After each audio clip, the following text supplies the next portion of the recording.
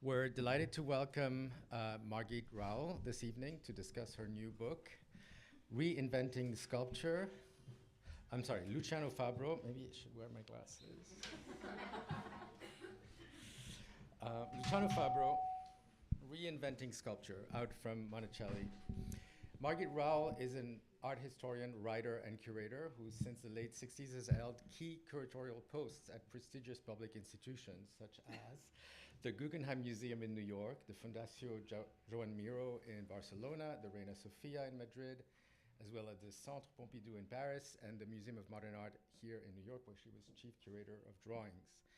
She organized a retrospective in collaboration with Luciano Fabro at the Miró Foundation in 1990, and has contributed to several museum exhibition catalogs devoted to the artist, including the 1992 San Francisco MoMA retrospective and the 2015 Reina Sofia survey.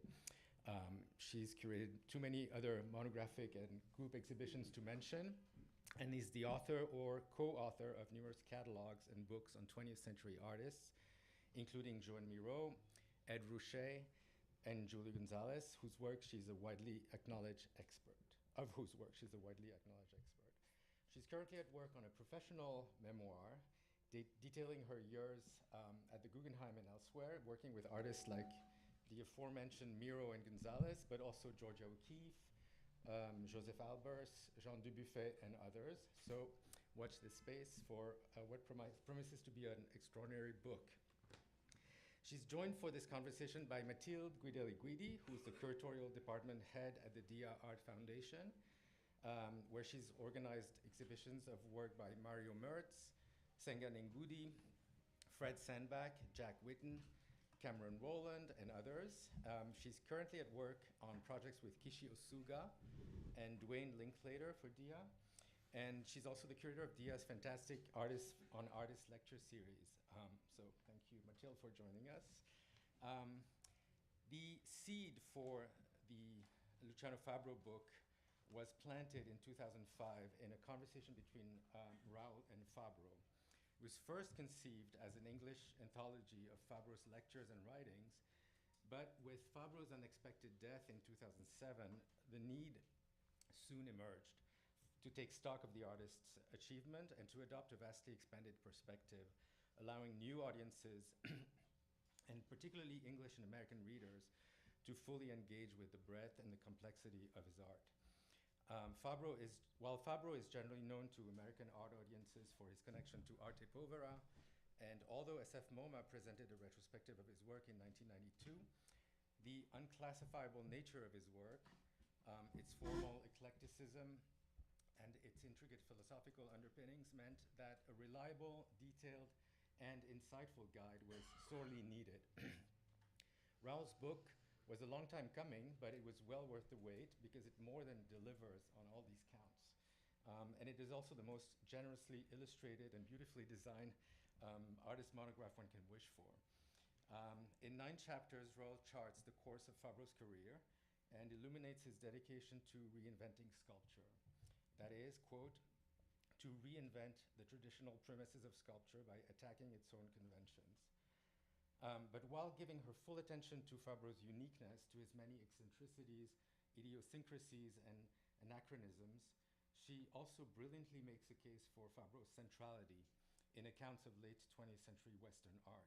She writes, I quote, the lushness and metaphoric content of Fabro's work obscure a spectrum of underlying issues that were shared by many late 20th century sculptors in both Europe and the Americas. Fabro's main concerns: the visitor's direct physical experience of real as opposed to illusionistic space, the haptic quality of perception, the sculpting potentials of light and color, explorations of instability and gravity, and the use of repetition or serial sequences, for instance, were in fact absolutely of their time. We should note a resurgence of interest in Fabro in the last 5 to 8 years with the recent publication of his interviews and writings, in Italian for now, but hopefully soon in English, thanks to the work of the Archivio Luciano e Carla Fabro and Fabro's daughter, Silvia. There was also a small exhibition of works on paper at the Italian Cultural Institute in New York earlier this year. and more broadly, a resurgence of interest in post-war Italian art, with the recent translation in English of Carlo Lonzi's self-portrait, the Arte Povera show at the Jeu de Paume in Paris in 2022, and of course the current Arte Povera show at the Bourse de Commerce in Paris. So as we continue to rewrite and refine the history of the last 5 decades of art on both sides of the Atlantic, Fabro's crucial contribution is coming into sharper focus and continually acquiring new relevance. So please get your copy of Reinventing Sculpture. Nice transition. And have it signed by the author after the conversation. We're live streaming this event, so you'll be able to see it later on our PCG Studio homepage, and you can share it with friends or return to it. And now, without further ado, please join me in welcoming Margit Rowell and Mathilde Guidelli-Guidi.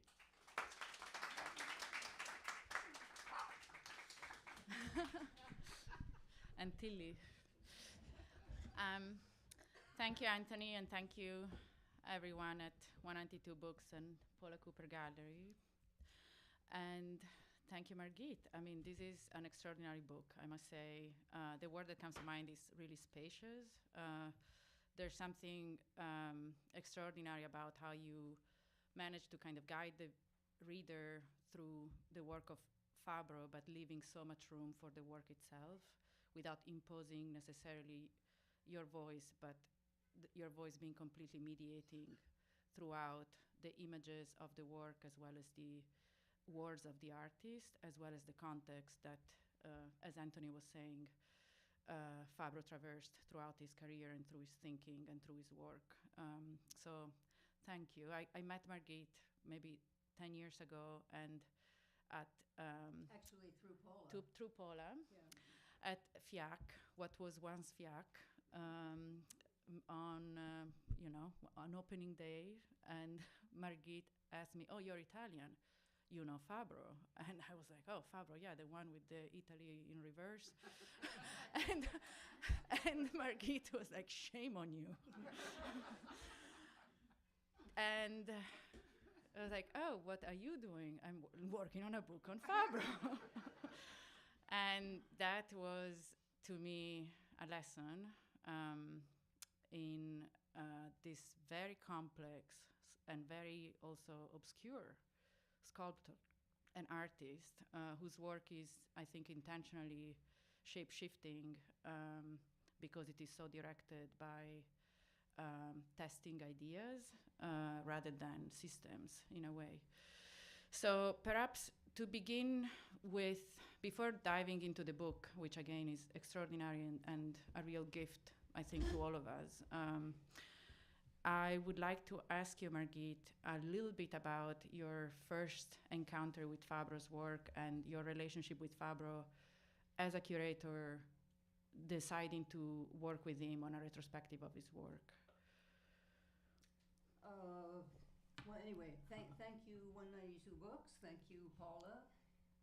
Thank you to many people in this room, including, I would like to name them, Joseph Logan, who designed this beautiful book, and Daisy Charles, who helped bring it to fruition, as it were, and Paul, more than anybody, Paula, who really defended me, because I have to say, the book had a very difficult coming about, in that, first of all, it took me 5 years to write it. So it took me 5 years to write it because it was so much more complex than I expected. And then it took me as many years, if not more, to find a publisher, because Fabro died and he was no longer visible, and people said, well, if there isn't an exhibition, why should we do a book, and blah, blah, blah, blah. And so, anyway, here we are, and the book is here. I probably met, well, I was thinking about it. It's a little bit, the dates are a little bit confusing, because in 1986, I did an exhibition at the Centre Pompidou. I had just left the Guggenheim, and I was married to a French artist, and so I had French nationality, because at that time you had to have that.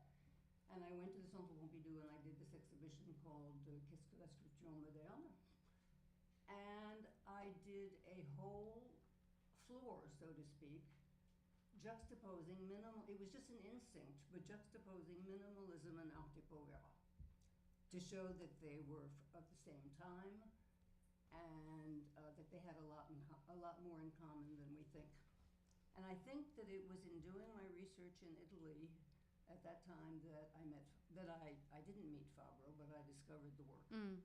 And then he had an exhibition at the Musée de la Ville de Paris in 1984.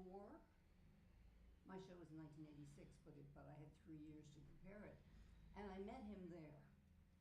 And one of the things, if you don't know the work, it's a little bit, well, this is a fairly easy piece to describe. In 1967, in the first Arte Povera show, he showed something called pavimento, which is newspapers on the floor, which was inspired by what women, I don't know, I have to say women. Predominantly women, after they washed the floor, they put newspapers on it so that people wouldn't walk on it and it wouldn't get dirty. And to tell you the truth, when I was growing up in Baltimore, when we washed the kitchen, we had newspapers on the floor. And he did it for the whole upper floor of the Musée de la Ville de Paris. So it was absolutely spectacular. And that must have been like 3,000 square feet or something like that. And it was supposed to be changed every day. But anyway, I met him there. And he was so accessible, and he was so everything, that I just thought, I think I knew already that I was going to be going to the Miro Foundation afterwards, where I was going to have a free hand to do exhibitions of contemporary artists. And I asked him if I could do a show with him. And he said, yes. And so in those days, it was a lot easier to do these things. But, so that was my first meeting with him. I went to Italy quite often to see him, to talk to him about the show. And he took me to wonderful restaurants. He was very bon vivant. We spoke mostly in French. I had a little bit of I had some fluency in Italian, which I've lost since then, but I did do quite a bit of the translating in the book. And it was just, he was an amazingly generous and also very pedagogical. He liked to explain why he was doing things, and it wasn't always an explanation that you understood, but he was very, very generous. And that kind of led to, as Anthony was saying, to a conversation in which later on Fabro asked you whether you would want to edit a collection of his writings, and then the decision to make this book. And perhaps we can talk a little bit about methodologically how you approach this. I would like to say something about the writings, because he did approach me and he said he wanted to do an anthology of his writings, and he wanted it to be 1,000 pages, and he wanted it in English for the American public, because he said the American public doesn't really know my work. And I said, but don't you think you should have a book with images? He wanted black and white postage stamp images. And I said, Luciano, people don't know your work. And furthermore, his writings are slightly impenetrable. He came from the Friuli region. His native tongue was Friulani. So that his Italian, I would give it to sort of people who were much better in Italian than I was. And I'd say, what does this mean? And they would say, we don't know. And so translating a whole 1,000 pages into English, it seemed to me absolutely not possible. But I was so thrilled at the idea of working with him, because I thought it would be such a stimulating, extraordinary experience that I accepted. And then he died. And so I said to Sylvia, his daughter, I said, I think it's doing these things backwards. I think he needs a monograph. I think he needs a study of the work. Because I loved the work, but it was very mysterious to me, I have to tell you. And it didn't seem very arte povera, and it didn't seem, it was very hard to know. And so I thought in doing this, I will learn about the work. Yeah. Yeah, that's quite wonderful, and certainly something that you managed to do, and we can talk a little bit about how you organized precisely this material. Essentially, the book moves through thematic chapters, roughly, sometimes overlapping in terms of their chronological development. And Anthony used the word guide, and really there's a sort of like carrying the reader by hand through the material, thanks to this kind of editing and groupings that you made, but otherwise leaving a lot of room for Fabro's own methodology, which was often to show the work with precisely writing, or almost like, as you said, a pedagogical exercise. So at the same time, you would encounter the work. And since his very first show, he would have what Cameron Rowland today calls extended captions. So this kind of vademecum or pamphlets that you would have, and that would not necessarily have a logical or a direct description or ekphrasis or whatever of the work. It would be an appendage to the work. And somehow that methodology is basically repeated in your book, except, of course, you organized all this through groupings. So perhaps you could tell us a little more about how you approached this very vast body of work and how you went along organizing the material in the book. Well, I thought, in view of the fact that I had made this promise to Fabro to do something with the writings, I began each chapter with paragraphs from his writing, and I tried to have his voice be heard at several moments during the book, which was, as I mentioned earlier, sometimes a little bit complicated, because translating his Italian into English and having it be crystal clear wasn't always that easy. But the work, the work is very vast, and he would do themes, and then he would come back to them. And so I couldn't really do a chronological outline, so to speak. And what I decided was to do something a little more thematic. I mean, I have to say that I went into this without knowing where I was going, and I always say, during my 35 years as a museum curator, the art tells me what to do. I don't go in with a preconceived idea. And so the very first period of Fabro is very, very minimalist, and then there are areas where it's very Baroque, and there are areas where it's very, he refers to mythology, but these are themes which repeat throughout his work.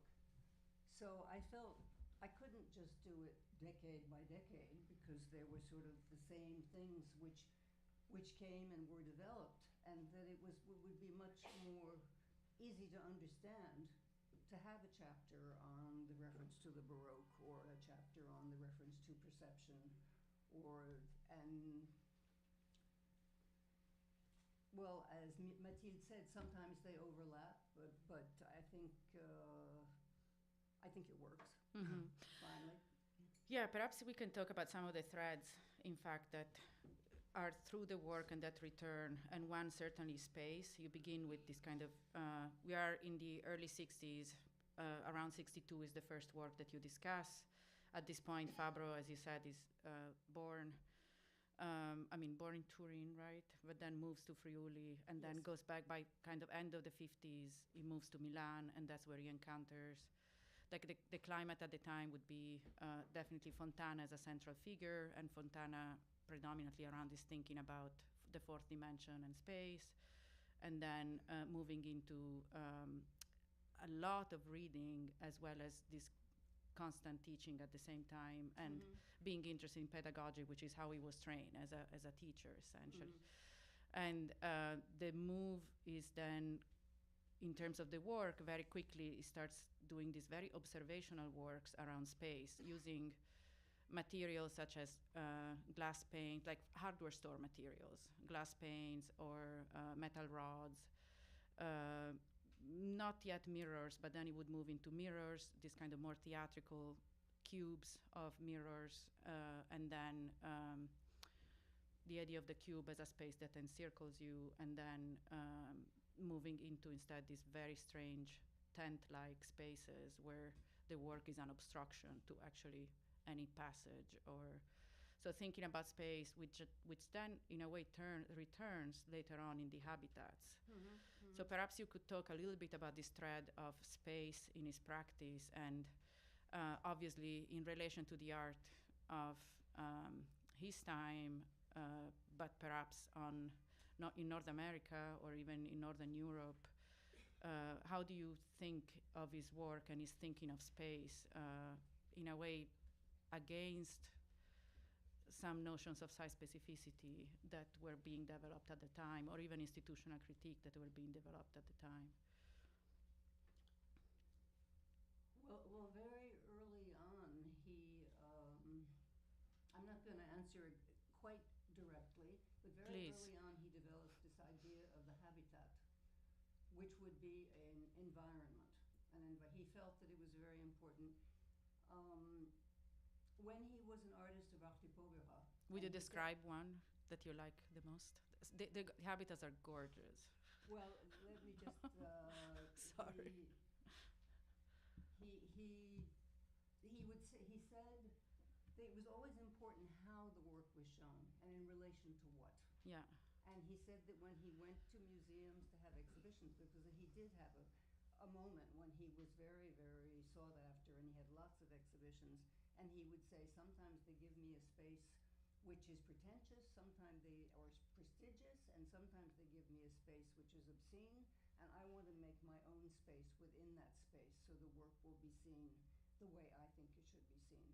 And one of his models for these environments, so to speak, was the Italian Baroque piazza, because he said, it's an open space, you arrive at it and it's sort of hidden, you don't see it immediately, and then when you get in it, it feels like it's a closed space, but it's not a closed space because there are roads running off it. And so he said, I want my spaces for my exhibitions to have this both closed and open situation. And then he would, his interest in space, I actually went over and read a few of his lectures to his students. Space is one of his most important subjects, but as one might imagine for a sculptor. So there's a whole chapter about the habitats where he made these environments, sometimes with paper. He developed each one in relationship to the space that was given to him, sometimes with fabric, sometimes with, in Rotterdam, he did one with layers of paper, like a millefeuille, so to speak.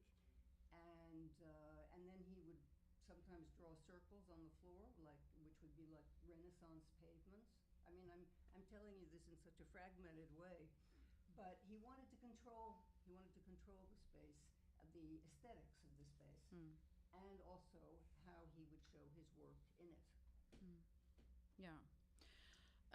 Perhaps something to go back to Pavimento that you were mentioning earlier. It's this work that Margit was mentioning, which is part of a group of works that Fabro makes in mid-late 60s.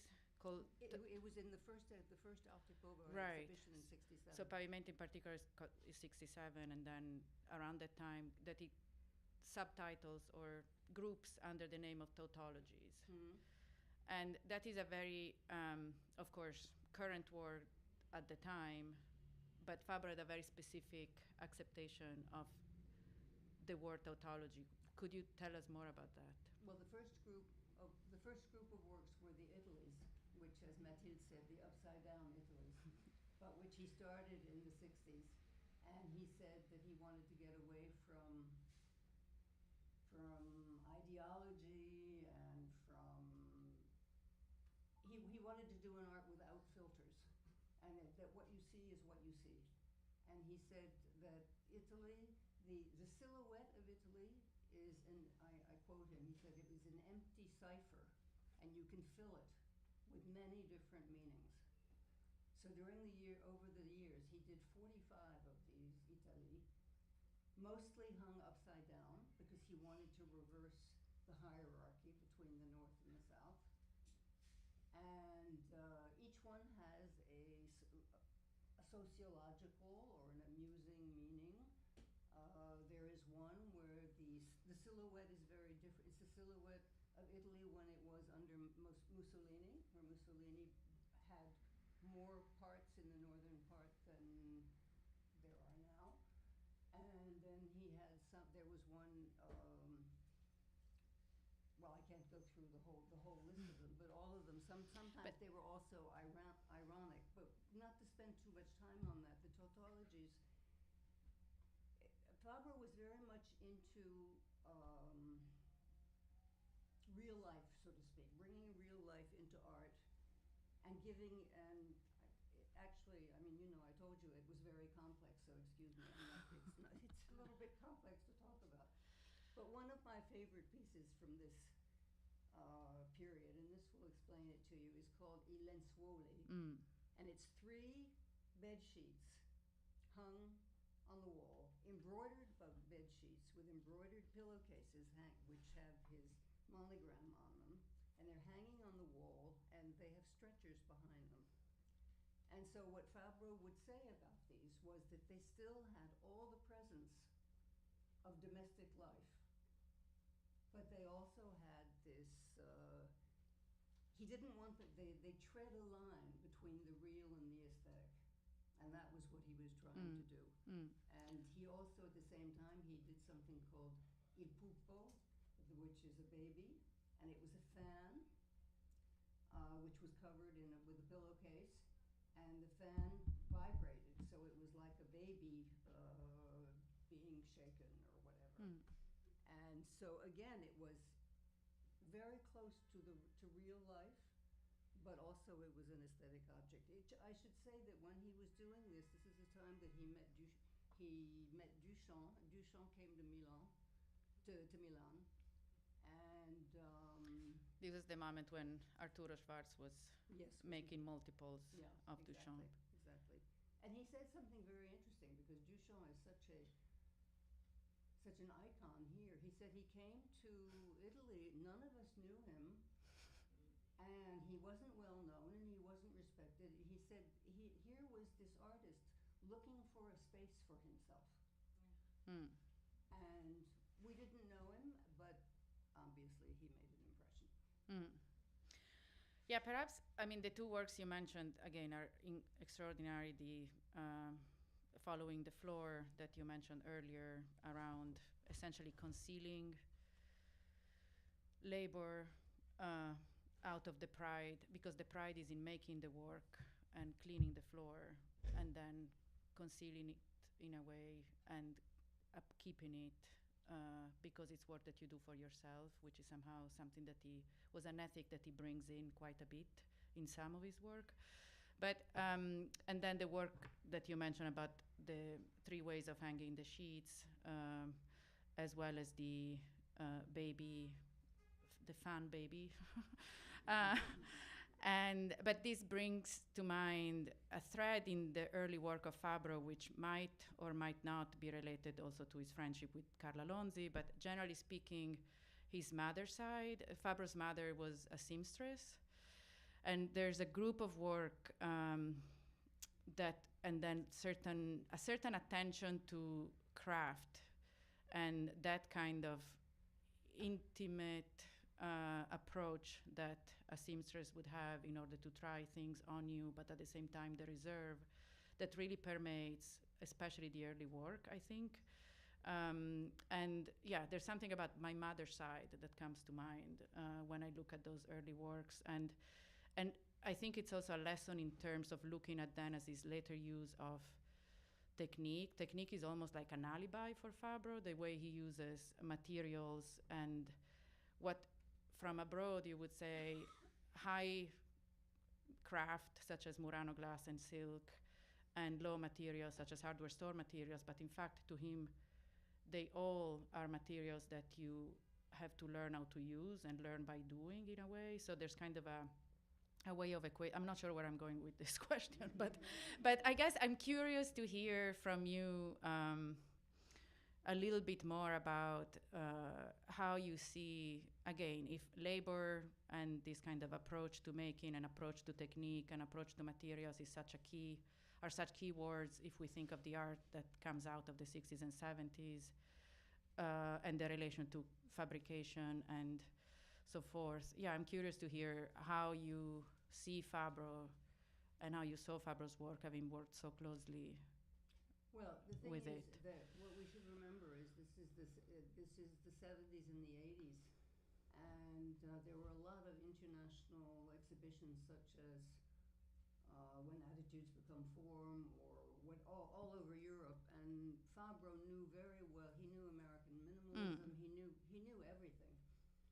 And he once said, because what Mathilde is referring to is this very famous group of works which are called the piedi, or the feet, which had a marble base, which was sometimes like a lion's paw or like a bird's claw, and then a long silk shaft which is attached to the ceiling. And the first time installed these in Venice. Yes, he showed them in Venice in 1972, a whole room of them. So it was like this kind of hypo-style hall, in a sense.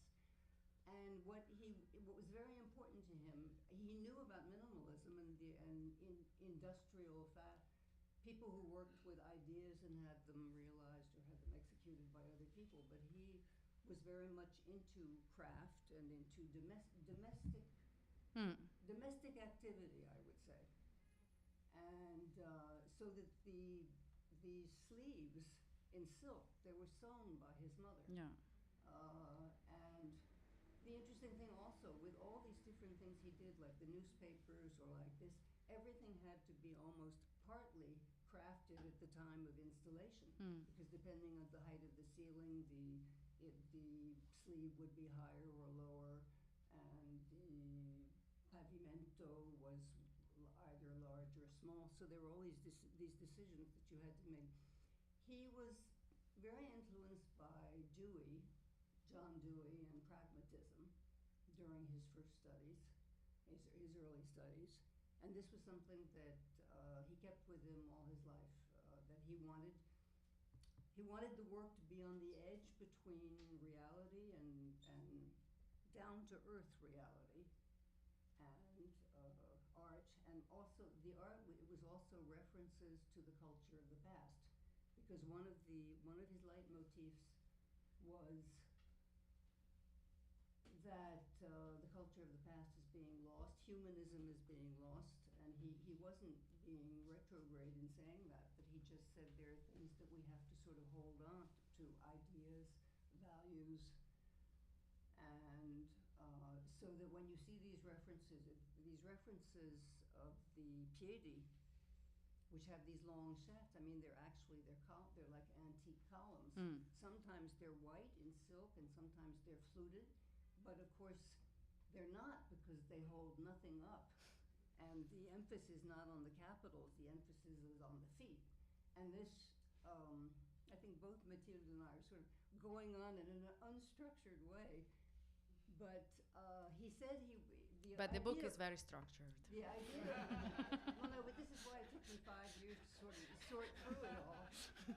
But he said, in Reinventing Sculpture, he said, I don't want it to be modeling around an axis, and I don't want it to be taking away.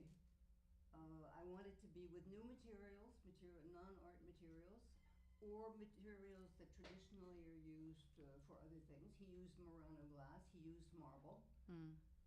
He referred to mythology, and all of this was a way of getting away from the industrial aesthetic and the conceptual aesthetic of the time. Although, of course, at the same time, they are displayed in an array, and they are, if you wish, modular, meaning that they have this kind of...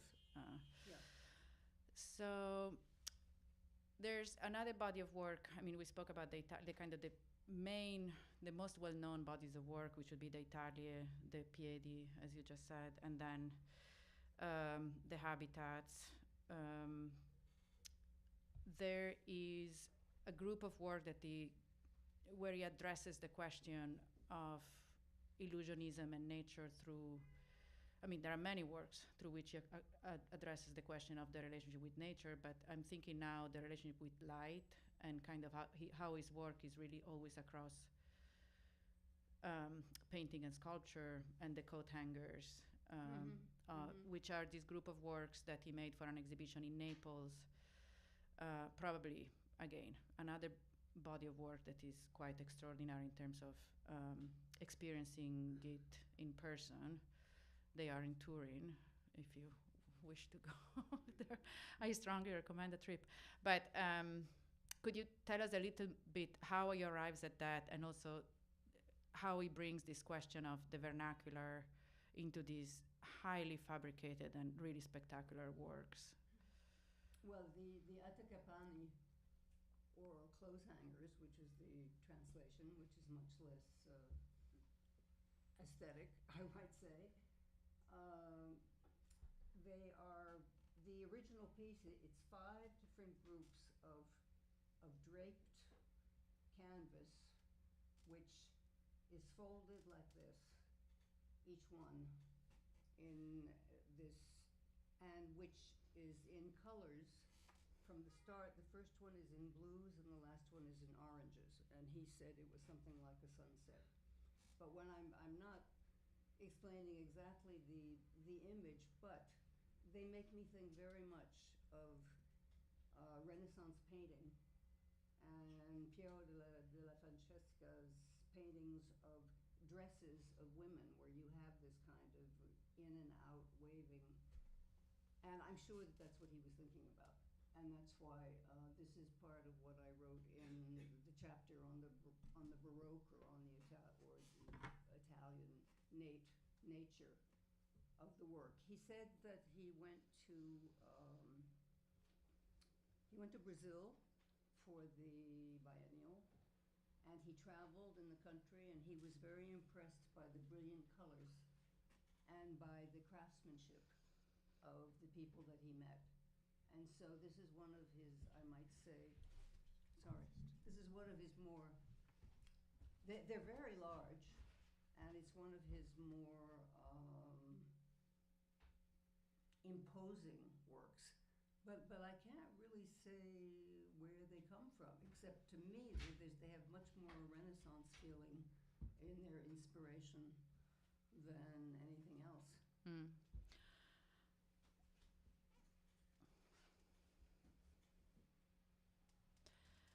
Something you said earlier brings to mind, this brings us a little around the circularity of thematics in the work. I don't know if you know this, but before he passed away, Fabro visited Dia Beacon and proposed a potential sketch for an exhibition there, and it was in circles. So I guess my question is, if you were to curate a Fabro show right now, how would you do it? That's a very hard question. Because I did curate a Fabro show in Barcelona. But now, after this. He was there. And he had very clear ideas about how it should be laid out. But it also must be said that it was at the Muro Foundation, where the rooms were what they were, right? And so there wasn't a whole lot of imagination. Shortly after he died, there was an exhibition at the Madre Museum in Naples, and Sylvia installed it. And Sylvia, his daughter, who actually she trained as a conservator, and after Fabro's wife Carla died, Sylvia accompanied him on all his exhibitions, and helped him install them and conserve them, et cetera, et cetera. So she knew the work quite well, but she was quite lost as to how to do these installations. because he always had his ideas. Mhm. Now there is somebody who works with Sylvia named Andrea, who worked with Fabro also, and so he's sort of the hyphen between Fabro and what one does with the work today. But the exhibition in Rotterdam, he put circles on the Yeah. floor. It was a very complex installation. And again, for me, that comes from the whole Baroque idea of Fabro. And as you said, a lot of kind of all the work needs to be refashioned according, kind of like the site responsiveness of the work, which is, if you wish, also a feature of much of the art of the period, this kind of authorial approach to exhibitions. And actually, Fabro kept a copy of each of his work, or a variant or a version He of each of made his work. exhibition pieces, so Yeah. to speak. Perhaps we can open it up to questions. No, but I would like to say, no, yeah, we can. I just would like to say one thing, which is that if we put this into context, it was really, I mean, he knew, for instance, well, somebody asked him once what he thought of somebody like Smithson. And he said, we were all reading the same things. We were reading Dewey, we were reading Merleau-Ponty, we were looking at the same things, we were looking at, but we had such different backgrounds. We came from such different cultures that there was no way we could do the same thing. And he said, Donald Judd and Flavin and all of these people, they have their culture they come from, and I have my culture that I come from. And it was very interesting also, he said at a certain point, that the Piedi, these extraordinary sort of surrealist sleeves in silk with a marble, a beautifully sort of archaeologically carved foot, either in Murano glass or in marble. He said it was, in a sense, a response to minimalism and to Carl Andre, to flat stuff on the floor. Right? He said it was my way of saying we do things differently, and we have a different background. And also, I mean, the fact that he used silks and marbles, he did quite a lot of work in marble, but he wanted to show that marble was not something that could only exist in antiquity, that it could have a meaning for today. Yeah. Well, perhaps just because it's one of his most enigmatic pieces and it's in marble, I can ask you about. Don't ask me about Lo Spirato. Yes. There's a word that it's quite extraordinary because Fabro, and it's also extraordinary to see the documentation that is presented here for the first time, as well as the thinking process that Fabro went through. It is a moment in which he's thinking about negative space, as well as Margit was saying, marble, and he's very much looking at like George Siegel or Bruce Nauman and people who work in that idiom, and that is kind of something he does not want to do in terms of both the question of casting and then the question of negative space and the figure as kind of this intermediary between the two. So again, Siegel and Nauman as two examples of artists who contend with those questions at, in which year is the Spirato? Early 70s? Yes. Anyway, what does he do? He, again, lies on a mattress in his studio and covers himself with a drape, a piece of cloth, a sheet, and then cuts himself off and then tries to have this carved in marble, thinking that the picture would be safe. No, wait, but then he pours plaster over it to stiffen it. To stiffen the sheet. And then he crawls out of it. I mean, what you have to imagine is a lying figure, like a tomb figure in a Gothic church or something, and it's in marble.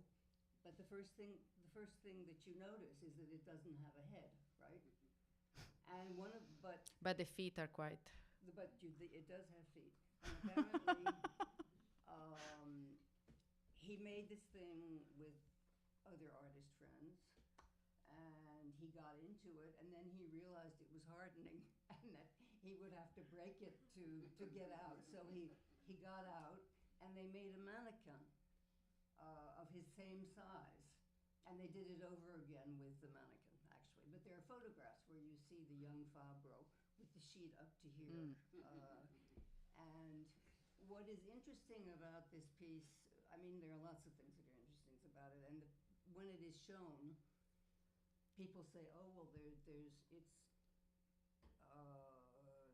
no head. What is this about? And then there are people who say, oh, well, it's like a religious figure, but Fabro was not religious at all. And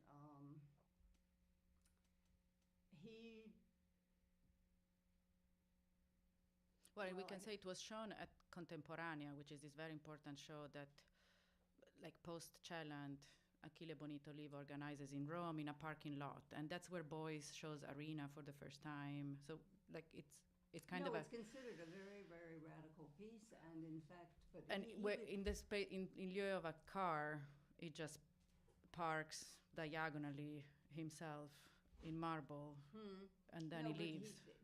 What we were saying earlier is it was very important for him how things were exhibited, and this piece, he was very interested in the curator, and so this lying marble sculpture, you see it in like you imagine it in an empty square in a De Chirico painting. It takes that with it as well. But then, as Mathilde said, it was shown in a parking lot. Underground garage. Yeah, okay, yes, an underground garage. And it was shown, I saw it shown, it was shown at the Reina Sofia in absolutely a vast, vast space. And everywhere it is shown, it has a huge presence, but which is somewhat different in each particular space. Yeah, very contextual. And I think in certain moments, I guess what I was trying to bring up is also his sense of humor, and which definitely, especially in group shows, seems to come out quite a bit. And your book kind of shows that through images again, as well as the context that you give. Okay. I think it's time. I'm looking at the time. It's time for questions? Yeah. So I guess we'll open up for questions. Any question? Yes. Congratulations on your book. It looks very beautiful. At what point does Fabro actually, does he articulate to himself the necessity of reinventing sculpture? And at what point does that occur? I'd say very early on, actually. I mean, with Arte Povera. He started out as an informel painter, right? No one has ever, except Sylvia, I guess, no one has ever seen any of these paintings. But Fontana was one of his heroes, and he came to Milan to be near Fontana, whom he knew.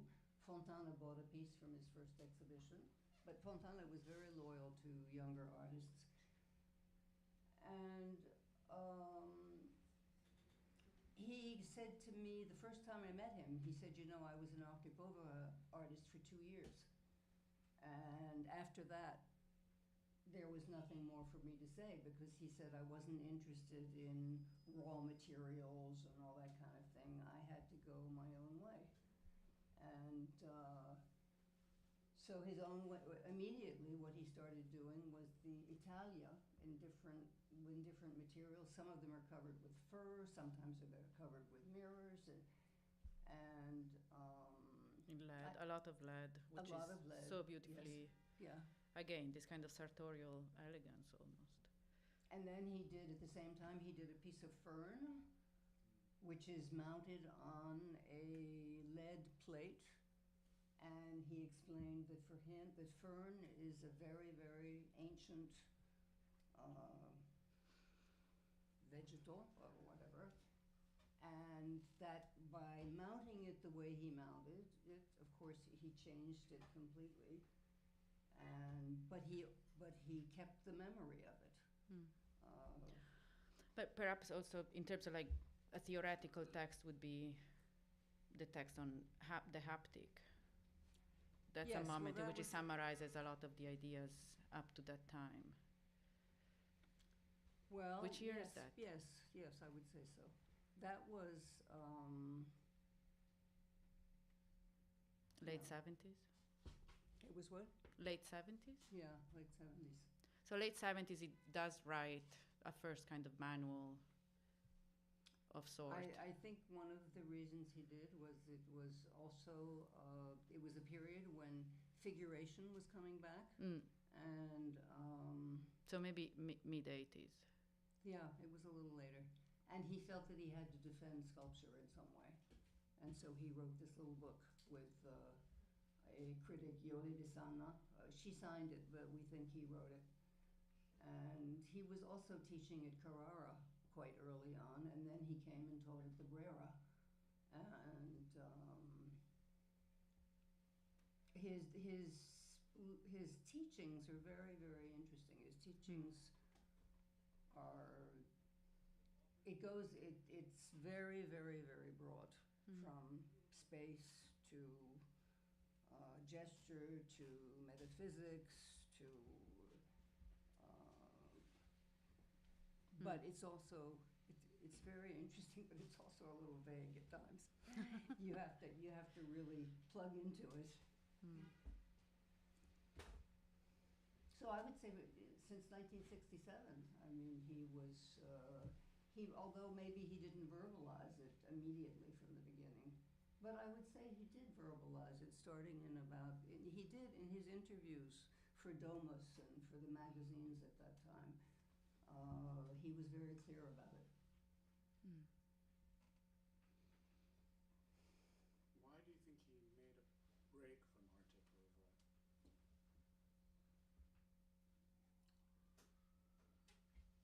arte povera?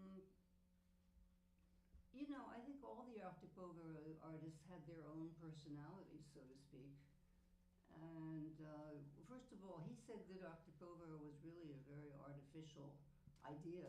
It was, some people say it was a marketing idea because in '64, Rauschenberg got the Grand Prix at the Venice Biennale, and all of a sudden, Europeans were sitting up and taking notice of American art.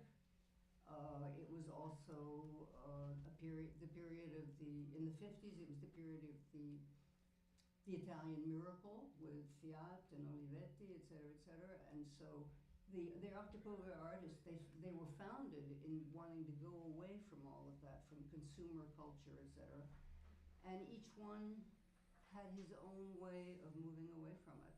And I think Fabro, who can say? No, I can't really say, but it became immediate. I think that was what was so mysterious to me. It became immediately very elegant and very historically charged, and very different from Cunelis or from Anselmo.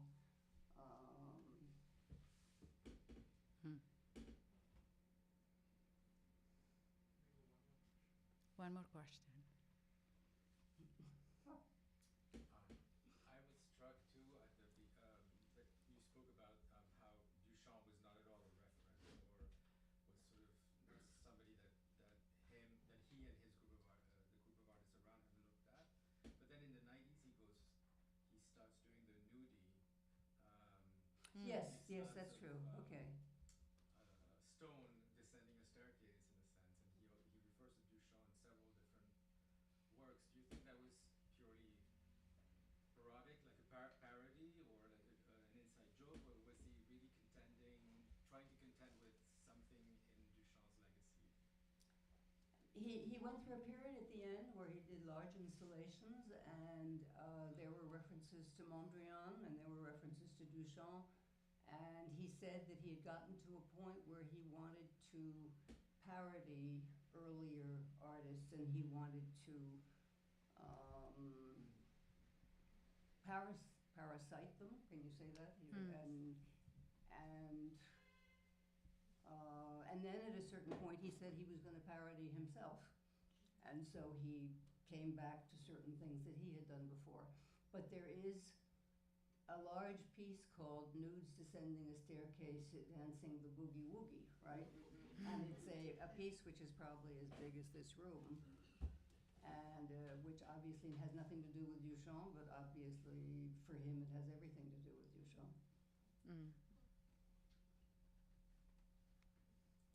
I'm afraid it's been very fragmented, what we've been saying to you, but Well, thanks a lot. Thank you, everyone. Thank you, Margit.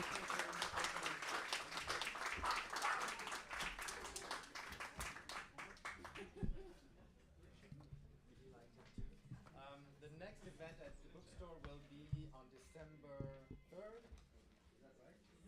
December 3rd, and it will be a conversation between Merve Emre and Carla Kelsey on two Mina Loy books and a selection of short stories by Juna Bach.